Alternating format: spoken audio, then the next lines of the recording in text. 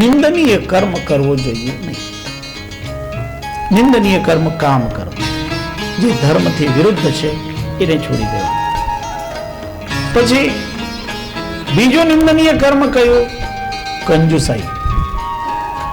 બહુ કંજૂસ નહીં થવા. તમે કમાણી કરો અને તમે વાપરો એ નહીં ને કોઈને ખવડાવો એ નહીં, ખાવો એ નહીં ને ખવડાવો નહીં, તો એ કમાણી કરવાનો અર્થ શું? તમે સાચવીને જ રાખી. એવા જે કૃપણ છે ને એને પણ મોટો દોષ કહ્યું છે. કબીર સાહેબે તો કહ્યું છે કે એવા લોભી જીવડા હોય એ પણ સાચવીને જ રાખે, સાચવીને. એક જગ્યા કબીર સાહેબ કહે છે, કામી તો બહુતે તરે, ક્રોધી તરે અનેક, લોભી જીવડા ના તરે, કહે કબીર વિવેક. અતિ લોભ કરે ને કઈ તરે નહીં. જે ન વાપરે ન આપે. ઘણા તો એવા હોય કે એ ખાય નહીં, ખવડાવે નહીં, પણ બીજા ખવડાવતા હોય એને જોઈને દુઃખી થાય. મહાત્મા એને એક પ્રસંગ કહે કે એક ભાઈ બજારમાં ગયો હતો, ત્યાંથી ઘરે પાછો આવ્યો તો એકદમ મોઢું પડી ગયું. બિલકુલ આવું લાગે કે દુઃખી દુઃખી, અતિશય દુઃખી. તો એની ઘરવાળી એને પૂછે, હિન્દી ભાષામાં આનો ઉલ્લેખ આવ્યો છે. જે અતિ કૃપણ હોય ને એને હિન્દી ભાષામાં સોમ કહેવાય, અને જે સોમ છે એની ઘરવાળી એને સુમન કહેવાય. તો સુમિન પૂછે સુમ સે. એક કંજૂસ માણસની ઘરવાળી એને પૂછે,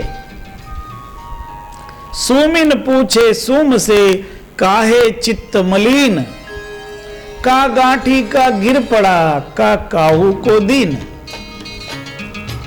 એ પ્રશ્ન કરે ને સુમિન, એ સુમની અર્થાત કૃપણની ઘરવાળી, કે તમે કેમ મલિન ચિત્ત થયા, ચહેરો કેમ ઉદાસ છે તમારો? શું તમારા ખિસ્સામાંથી કંઈ પડી ગયું, તમારું પાકીટ પડી ગયું, કંઈક ખોવાઈ ગયું, અથવા તમારાથી ભૂલથી કોઈને કંઈક અપાઈ ગયું? એમ તો તમે આપવા વાળા છો નહીં, પણ ભૂલથી કદાચ અપાઈ ગયું હોય તો તમારું ચિત્ત મલિન છે, આવું કઈ બન્યું? ત્યારે સોમ જવાબ આપે, ના કછું ગાંઠી સે ગીરા, મારા ખિસ્સામાંથી મારું પાકીટ બાકીટ કઈ પડ્યું નથી. ના કછું કાહુ કો દીન, અને મેં ભૂલથી પણ કોઈને કઈ આપ્યું નથી. તો પછી તમે આ તમારો મોઢું કેમ ઉતરી ગયું? તમે કોઈને આપ્યું નથી, તમારા ખિસ્સામાંથી કંઈ પડ્યું નથી. તો એ જે વાત કહે છે એ આપણે બધાને વિચારથી કરી મૂકે કે ના કછું ગાંઠી સે ગીરા, ના કછું કાહુ કો દીન, દેતે દેખા ઓર કો તાતે ચિત્ત મલિન. બીજા આપતા હતા ને, એ બીજા આપનારાને જોઈને હવે આને શું કહેવાય? આ અતિ કૃપણ તો કહે આ પાપ છે. અરે બીજા આપતા હોય એને જોઈને નારાજ થઈ જાય, શું કામ આપો છો? આવા જે કૃપણતા છે એ નિંદનીય કર્મ છે, એટલે કૃપણ નહીં થવું. અને ત્રીજું, આ સૌને સમજવા માટે છે, તૃતીયમ ચ સદા રોગમ, કાયમ રોગિષ્ટ બનીને જ પડે રહે. માનવીએ રોગિષ્ટ બનીને પડ્યા રહેવું એ યોગ્ય નથી, એ પણ નિંદનીય કર્મ છે. આપણને કોઈ કારણવશ રોગ થાય તો એ રોગમાંથી મુક્ત થવા માટે પ્રયત્ન કરવો. એટલે તો આપણે આ સમર્પણ હોસ્પિટલ બનાવ્યું કે લોકો રોગ મુક્ત બને. હેતુ એ જ છે. હવે એ રોગમાં નિરંતર જ પડ્યો રહે તો એ પણ નિંદનીય છે. આપણે પોતે પણ કાયમ રોગી નહીં રહેવું. જો તમે પોતે પણ તમને કાયમ રોગ રહે ને તો તમે દુઃખી થાવ. અને રોગ જેને થાય ને એ પોતે જ દુઃખી નથી થતો, બીજાને પણ દુઃખી કરે, એના પરિવારજનોને પણ દુઃખી કરે. એટલે ઘણી વખત અમે આ વાત કહેતા હોઈએ કે કોઈ પરિવારમાં એક માણસ બીમાર પડે ને તો એ આખા પરિવારનો જે અર્થતંત્ર છે ને એને ખેરવી નાખે. 4 જણા મજૂરીએ જતા હોય, સામાન્ય પરિવાર ગામડાનો હોય, એમાં 4 જણા મજૂરી કરતા હોય તો માંડ માંડ ઘરનું ગાડું ચાલતું હોય, અને એમાંનો એક બીમાર પડે તો એ બીમારને લઈને બીજાને એને ગામમાં જવું પડે, સિટીમાં જવું પડે, ડૉક્ટર પાસે જવું પડે, અને ત્યાં ડૉક્ટર કંઈ ફ્રી ઇલાજ નહીં કરે તો એને પૈસા જોઈએ. હવે જે 4, 5, 8, 10 દિવસ પહેલાં જે કંઈ ભેગું કર્યું હોય એ બધું એનું વપરાઈ જાય, અને તો એ મોટી બીમારી નીકળે તો તકલીફ વધારે, પછી દુઃખી થઈ જાય. આપણા ગુરુદેવે અહીં એક સચલ ચિકિત્સાલય શરૂ કરેલું. સચલ એટલે જે ગામડે ગામડે જઈને દવા આપે. આપણે તો ઘણા વર્ષોથી ચાલુ છે, અને એનો હેતુ ગુરુદેવનો એ જ હતો કે જે સામાન્ય મજૂરી કરતા લોકો ગામડામાં રહેતા હોય એ ગામડામાંથી શહેરમાં આવે તો એની જે બીમાર છે એની તો મજૂરી જાય જ, પણ એને લઈને જે બીજો આવતો હોય એની મજૂરી જાય. એટલે ગુરુદેવે વિચાર કર્યો કે આપણે કંઈક એવું કરીએ કે ત્યાં જે તકલીફમાં હોય ને ત્યાં એના ઘરે જઈને બીમારીની દવા આપી દે. એટલે આપણે આ મોબાઈલ ડિસ્પેન્સરી ચાલુ કરી. એમાં ડૉક્ટર અને કમ્પાઉન્ડર અને ડ્રાઈવર અને બધા દવા સાથે લઈને જાય, અને ત્યાં જઈને ત્યાં ઊભી રાખે. જુદા જુદા દિવસે જુદા જુદા ગામડામાં જાય. પછી ત્યાંના લોકોને ખબર રહે એટલા માટે નક્કી કરેલું તમારા ગામે આ દિવસે આવશે. એટલે પછી તે દિવસે ત્યાં ગામના જે દર્દીઓ હોય ને બધા ભેગા થાય, અને ત્યાં એમની સારવાર મળી જાય એમને. અને કંઈક વધારે તકલીફ હોય ત્યાં સારવાર આપી શકાય એવું ન હોય તો એ જ દવાખાનામાં અહીં લઈને આપણું મોટું હોસ્પિટલ, સમર્પણ હોસ્પિટલ પછી આપણું, એમાં એને લાભ આપી શકાય છે. આ જગતમાં શરીરની તકલીફ પણ એક મોટી તકલીફ છે. સંતોએ વિચાર કર્યો કે ભૂખ્યાને તમે ભોજન આપો. ભૂખ્યો માણસ હોય તો આપણે ભોજન આપો તો એને સંતોષ થાય, પણ ઘણી વખત માણસ બીમાર પડે તો એને ભૂખ નહીં લાગે, તો એની જે દવા છે ને એ એની ભૂખ હોય છે. કબીર સાહેબનું વચન આપણા આશ્રમના દરવાજા ઉપર લખેલું છે, કહે કબીર કમાલ કો દો બાતા सीख ले, कर साहेब की बंदगी भूखे को कुछ दे.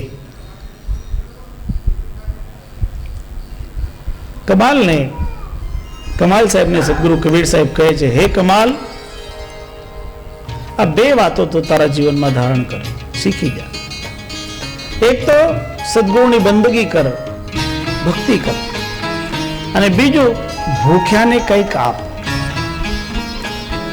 ત્યાં ભૂખે કો અન્ન દે એમ નથી, ભૂખે કો કુછ દે.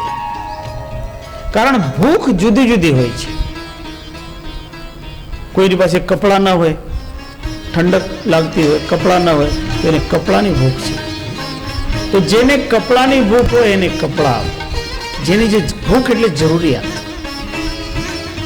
કોઈ બીમાર છે એને દવાની ભૂખ છે, એને દવા આપો. કોઈ સ્કૂલનો વિદ્યાર્થી છે, ભણવા માટે એને ફી જોઈએ અને ફી નથી, પુસ્તક નથી, તો એને એ ભૂખ એની છે, જ્ઞાનની ભૂખ, એ દૂર કરવા માટે એના માટે એને જે જરૂરી છે એ આપો. ભૂખ અનેક પ્રકારની છે. કોઈ વખત તો એવું થાય કે ગરીબ માણસ હોય, દીકરા દીકરીનું લગ્ન કરાવવાનું હોય અને લગ્ન કરાવવા માટે પૈસા ન હોય, અને એના એવા જે સગાવાલા હોય ને, ઘણી વખત આવા ગરીબને પણ એમાં દહેજ આવતો.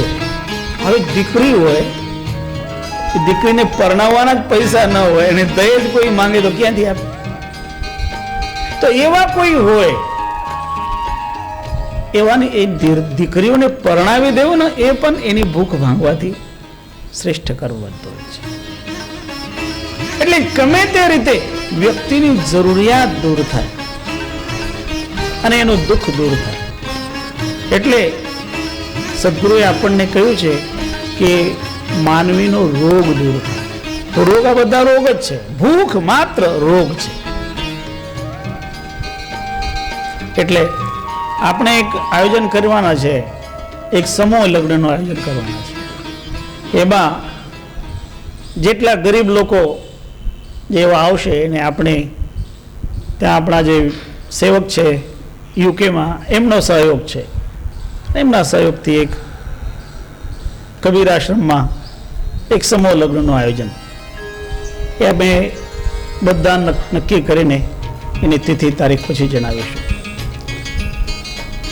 તો જે કોઈની કોઈ પણ પ્રકારની જરૂરત હોય કે સમજો એ જરૂરત માત્ર એનો રોગ છે, રોગ દૂર કરવાનો. અને માનવીએ કાયમ કોશિશ કરવાની કે એની જરૂરતોની પૂર્તિ કરે, એનો રોગ હટાવે. વ્યાધિગ્રસ્ત થઈને રહેવું એ પણ યોગ્ય નથી, કારણ બીજાને કંઈક દુઃખી કરવું એ યોગ્ય નથી, અને નિરંતર સ્વયં દુઃખી થવું એ પણ સારું નથી.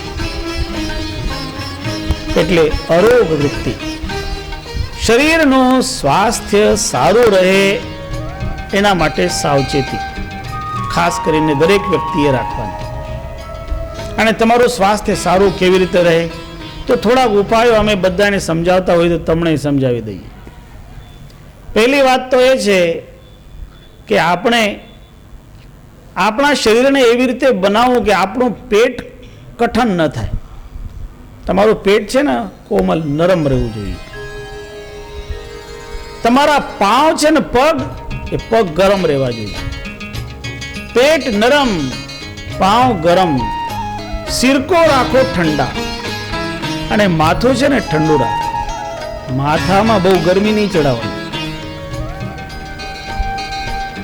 પેટ નરમ, પાવ ગરમ, સિરકો રાખો ઠંડા. આવું રાખો ને તમારા ઘરમાં કોઈ ડોક્ટર નહીં આવે, જરૂર નહીં પડે તમને. અને તો ભી ઘર મેં ડોક્ટર આવે તો મારો સિર મેં દંડા, એમ અમારા મહાત્માઓ કહે કે તમે તમારા શરીરને એવું બનાવો તો તમને ડોક્ટરની જરૂર નહીં. બીજી રીતે કહે સંતો કે તમારું આ પેટ નરમ કેવી રીતે રહે, પેટ કડક કેવી રીતે થાય. તમે ખાઓ ને અપચો થાય તો તમારું પેટ કડક થાય, અંદર ગેસ ભરાઈ જાય કે એવું કંઈ થાય તો પેટ કડક થઈ જાય. તો એવું ન થાય એના માટે શું કરો તો કહે કોઈ દિવસ પણ એટલું નહીં ખાઓ કે તમારું પેટ તનાઈ જાય. ગોરખનાથજી આ વાત કહી છે. હબકે ન બોલીબા, ઠબકે ન ચાલીબા, ન ખાઈબા પેટ તાની. કોઈ દિવસ એટલું નહીં ખાઓ કે તમારું પેટ તનાઈ જાય. નહીં તો ઘણા એવા હોય, કોઈ જમણવાર હોય ને ગયા ત્યાં જમણવારમાં પછી કહે અરે આ તો હવે આવું બધું ક્યાં મળે વારંવાર. અરે ભાઈ એવું પેટ તો તમારું છે. મહાત્માઓ એક પ્રસંગ કહે, એક બ્રાહ્મણ અને એનો દીકરો જ્ઞાતિ ભોજ હતો, કોઈ